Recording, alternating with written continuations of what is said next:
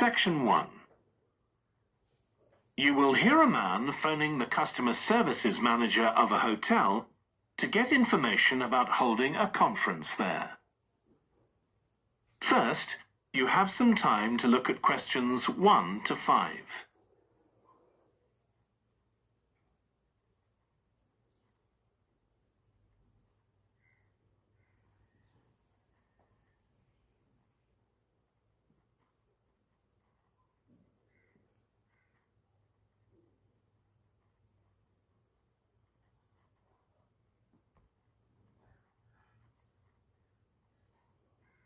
You will see that there is an example that has been done for you. On this occasion only, the conversation relating to this will be played first. Hello, Flanders Conference Hotel. Oh, hi. I wanted to ask about conference facilities at the hotel. Have I come through to the right person? You have. I'm the customer services manager. My name's Angela. The name of the customer services manager is Angela. So Angela has been written in the space. Now we shall begin. You should answer the questions as you listen, because you will not hear the recording a second time. Listen carefully and answer questions 1 to 5. Hello, Flanders Conference Hotel. Oh, hi. I wanted to ask about conference facilities at the hotel. Have I come through to the right person? You have. I'm the customer services manager. My name's Angela. So, how can I help you? Well, I'm calling from Barrett & Stanson's. We're a medical company based in Perth. Oh, yes? And we're organising a conference for our clients to be held in Sydney. It'll be held over 2 days, and we're expecting about 50 or 60 people. When were you thinking of having it? Sometime early next year, like the end of January. It'd have to be a weekend. Let me see. Our conference facilities are already booked for the weekend beginning January the 28th. We could do the first weekend in February. How about January the 21st? I'm afraid that's booked too. Well, let's go for the February date then. So, that's the weekend beginning the 4th. Okay. Now, can you tell me a bit about what conference facilities you have? Sure. So, for talks and presentations, we have the Tesla room. Sorry? Tesla, that's spelled Tesla. It holds up to 100 people, and it's fully equipped with a projector and so on. How about a microphone? Yes, that'll be all set up ready for you. And there'll be one that members of the audience can use too, for questions if necessary. Fine. And we'll also need some sort of open area where people can sit and have a cup of coffee. And we'd like to have an exhibition of our products and services there as well, so that'll need to be quite a big space. That's fine. There's a central atrium with all those facilities, and you can come before the conference starts if you want to set everything up. Great. And I presume there's Wi-Fi? Oh, yes. That's free and available throughout the hotel. Okay. Would you also like us to provide a buffet lunch? We can do a 2-course meal with a number of different options. What sort of price are we looking at for that? Well, I can send you a copy of the standard menu. That's $45 per person. Or you can have the special for $25 more. I think the standard should be okay, but yes, send me the menu. Before you hear the rest of the conversation, you have some time to look at questions 6 to 10.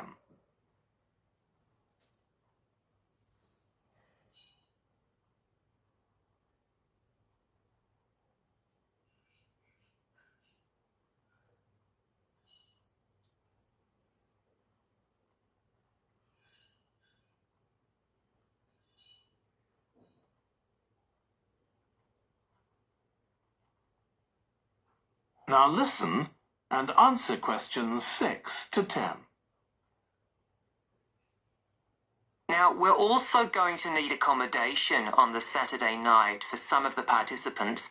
I'm not sure how many, but probably about 25. So what do you charge for a room? Well, for conference attendees, we have a 25% reduction, so we can offer you rooms at $135. Normally, a standard room's $180. And does that include breakfast? Sure. And of course, guests can also make use of all the other facilities at the hotel. So we've got a spa where you can get massages and facials and so on. And there's a pool up on the roof for the use of guests. Oh, great. Now, what about transport links? The hotel's downtown, isn't it? Yes, it's about 12 kilometres from the airport, but there's a complimentary shuttle bus for guests. And it's only about 10 minutes walk from the central railway station. Okay. Now, I don't know Sydney very well. Can you just give me an idea of the location of the hotel? Well, it's downtown on Wilby Street. That's quite a small street, and it's not very far from the sea. And of course, if the conference attendees want to go out on the Saturday evening, there's a huge choice of places to eat. Then, if they want to make a night of it, they can go on to one of the clubs in the area. There are a great many to choose from. Okay. So, if we go ahead with this, can you give me some information about how much we're looking at? That is the end of section 1. You now have half a minute to check your answers.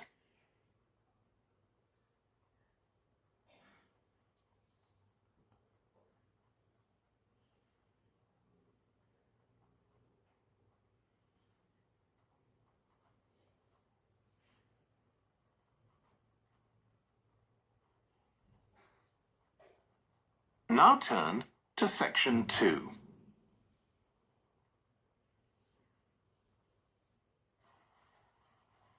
Section 2. You will hear a woman talking to a group of college students about volunteering to help other people. First, you have some time to look at questions 11 to 14.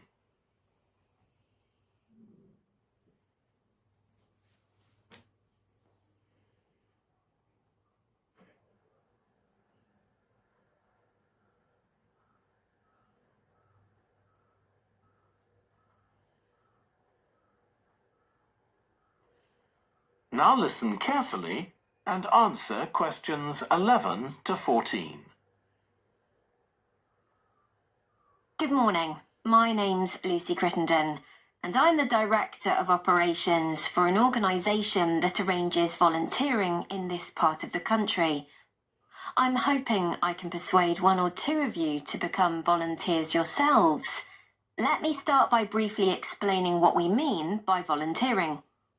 Volunteers are teenagers and adults who choose to spend some time unpaid helping other people in some way. Most volunteers devote 2 or 3 hours to this every week, while a few do much more. The people they help may have physical or behavioural difficulties, for example.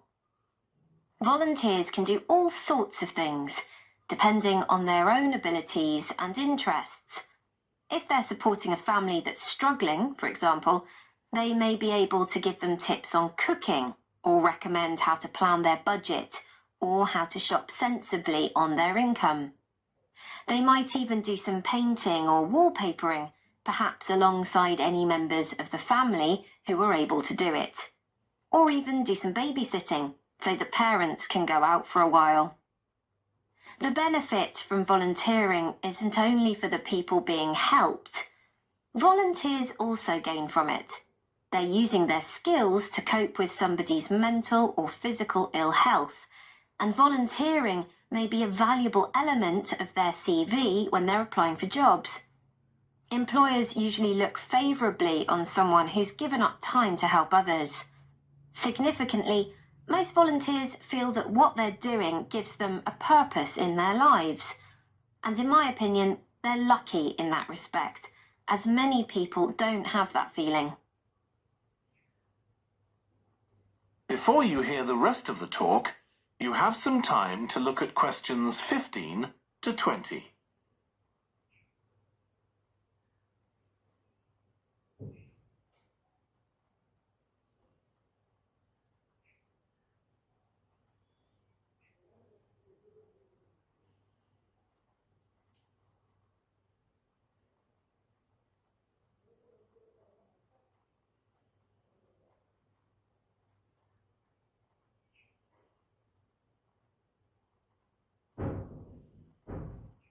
Now listen and answer questions 15 to 20. Now I'd like to tell you what some of our volunteers have said about what they do, to give you an idea of the range of ways in which they can help people. Habib supports an elderly lady who's beginning to show signs of dementia. Once a week they, along with other elderly people, go to the local community centre where a group of people come in and sing. The songs take the listeners back to their youth, and for a little while they can forget the difficulties that they face now. Our volunteer Consuela is an amazing woman. She has difficulty walking herself, but she doesn't let that stop her. She helps a couple of people with similar difficulties who had almost stopped walking altogether. By using herself as an example, Consuela encourages them to walk more and more. Min visits a young man who lives alone and can't leave his home on his own, so he hardly ever saw anyone. But together they go out to the cinema or to see friends the young man hadn't been able to visit for a long time. Tanya visits an elderly woman once a week. When the woman found out that Tanya is a professional dressmaker, she got interested. Tanya showed her some soft toys she'd made, and the woman decided to try it herself. And now she really enjoys it and spends hours making toys. They're not perhaps up to Tanya's standard yet, but she gains a lot of pleasure from doing it. Alexi is a volunteer with a family that faces a number of difficulties. By calmly talking over possible solutions with family members, he's helping them to realise that they aren't helpless and that they can do something themselves to improve their situation. This has been great for their self-esteem. And the last volunteer I'll mention, though there are plenty more, is Juba. She volunteers with a teenage girl with learning difficulties who wasn't very good at talking to other people. Juba's worked very patiently with her, and now the girl is far better at expressing herself and at understanding other people. Okay, I hope that's given you an idea of what volunteering is all about. Now I'd like to talk to you about... That is the end of section 2. You now have half a minute to check your answers.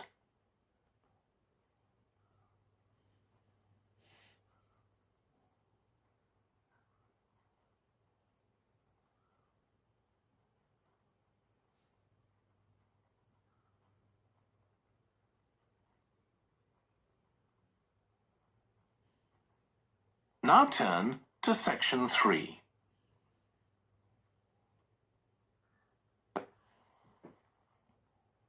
Section 3. You will hear a trainee music teacher called Joe talking to his supervisor about the school marching band that he has been given responsibility for. First, you have some time to look at questions 21 to 26.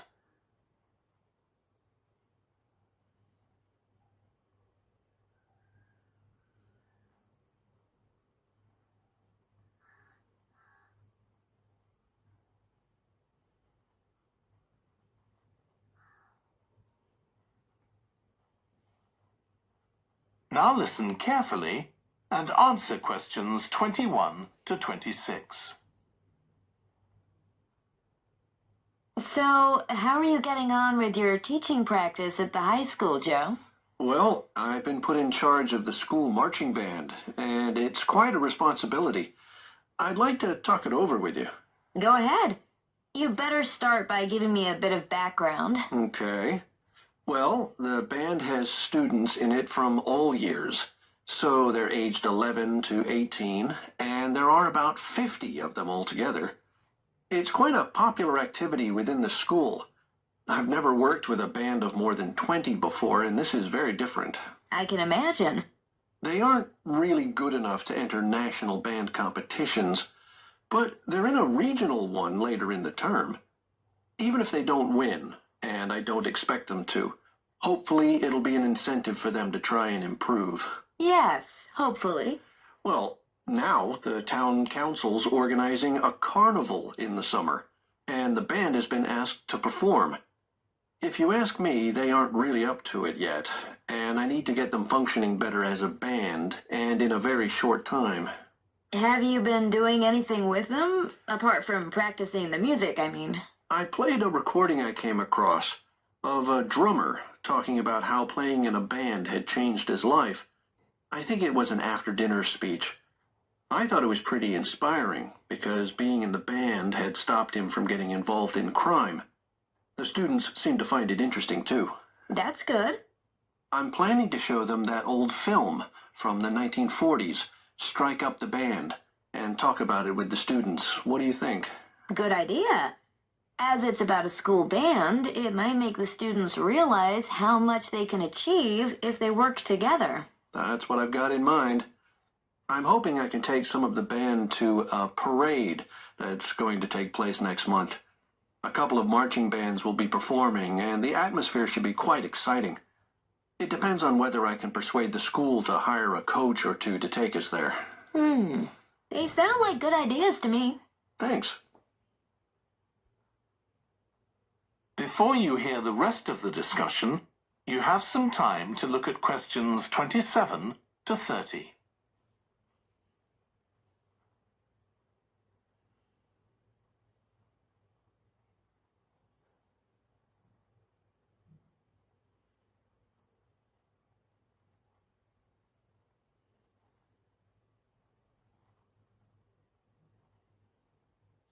Now listen and answer questions 27 to 30.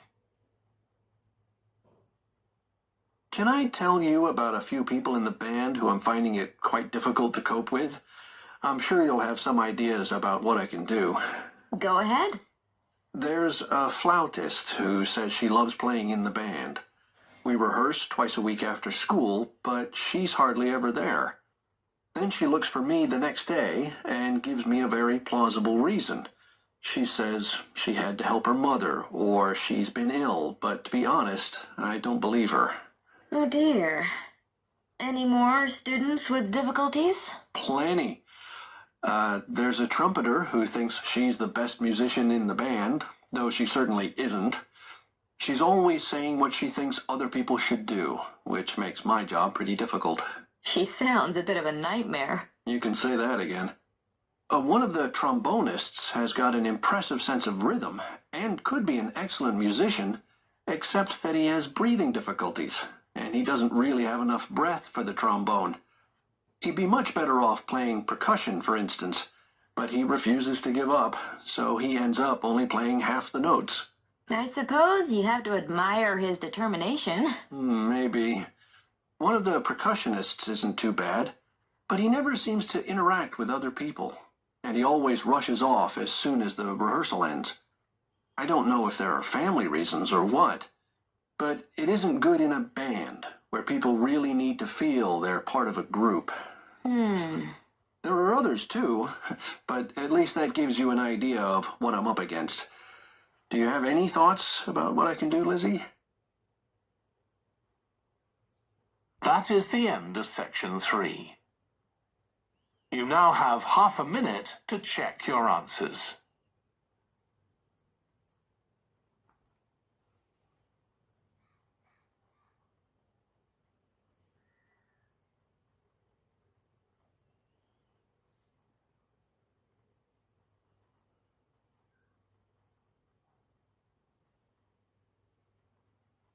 Now turn to Section 4.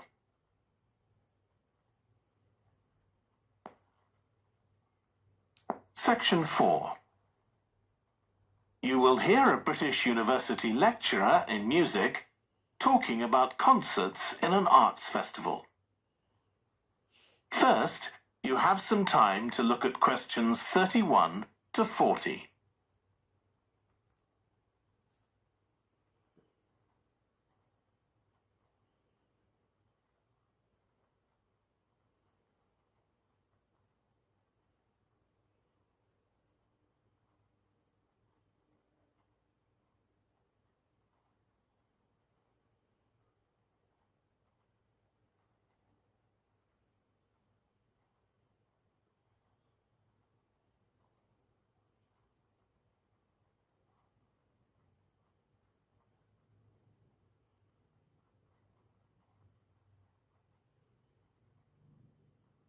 Now listen carefully and answer questions 31 to 40. As you all know, the university is planning an arts festival for later this year, and here in the music department we've planned 3 concerts. These will be public performances, and the programme has just been finalised. The theme of the festival is links between the UK and Australia, and this is reflected in the music. Each concert will feature both British and Australian composers. I'll tell you briefly about the Australian music, as you probably won't be familiar with that. The first concert will include music by Liza Lim, who was born in Perth, Western Australia, in 1966. As a child, Lim originally learned to play the piano, like so many children, and also the violin. But when she was 11, her teachers encouraged her to start composing. She found this was her real strength, and she studied and later taught composition, both in Australia and in other countries. As a composer, she has received commissions from numerous orchestras, other performers, and festivals in several countries. Liza Lim's compositions are vibrant and full of energy, and she often explores Asian and Australian Aboriginal cultural sources, including the native instrument, the didgeridoo. This is featured in a work called The Compass.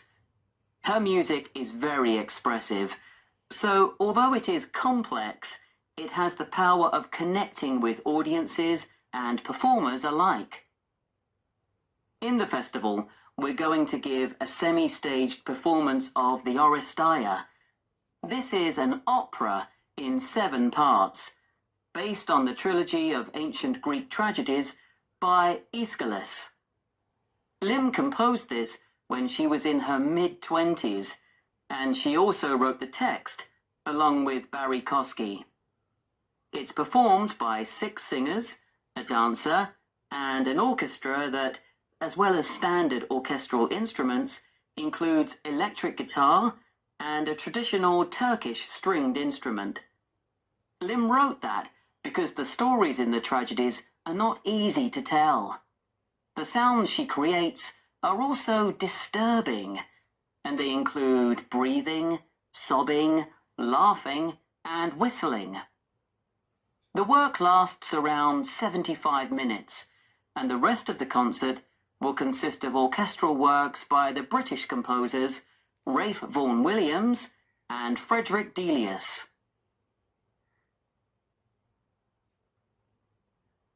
Moving on now to our second concert. This will begin with instrumental music by British composers Benjamin Britten and Judith Weir. After the interval, we'll go to Australia for a piece by Ross Edwards, The Tower of Remoteness. According to Edwards, the inspiration for this piece came from nature, when he was sitting alone in the dry bed of a creek, overshadowed by the leaves of palm trees, listening to the birds and insects. The Tower of Remoteness is scored for piano and clarinet. Edward says he realised years after writing the piece that he had subconsciously modelled its opening phrase on a bird call. Ross Edwards was born in 1943 in Sydney, Australia, and studied at the Sydney Conservatorium of Music and the universities of Adelaide and Sydney. He's well known in Australia, and in fact, he's one of the country's most performed composers. He's written a wide range of music, from symphonies and concertos to some composed specifically for children. Edwards's music has been described as being deeply connected to Australia, and it can be regarded as a celebration of the diversity of cultures that Australia can be proud of. The last of the three Australian composers to be represented in our festival is Carl Vine. Born in 1954, Vine, like Liza Lim, comes from Perth, Western Australia. He took up the cornet at the age of 5, switching to the piano 5 years later. However, he went to university to study physics before changing to composition. After graduating, he moved to Sydney and worked as a freelance pianist and composer. Before long, he had become prominent in Australia as a composer for dance, and in fact has written 25 scores of that type. In our third concert, Vine will be represented by his music for the flag handover ceremony of the Olympics held in 1996. This 7-minute orchestral piece was of course heard by millions of people worldwide, and we'll hear it alongside works written by British composers Edward Elgar and, more recently, Thomas Adès. That is the end of section 4. You now have half a minute to check your answers.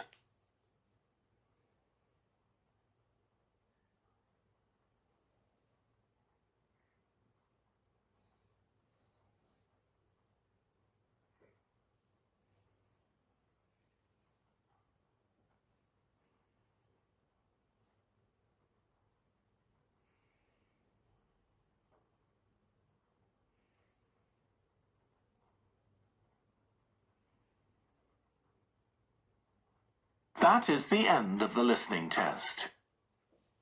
In the IELTS test, you would now have 10 minutes to transfer your answers to the answer sheet.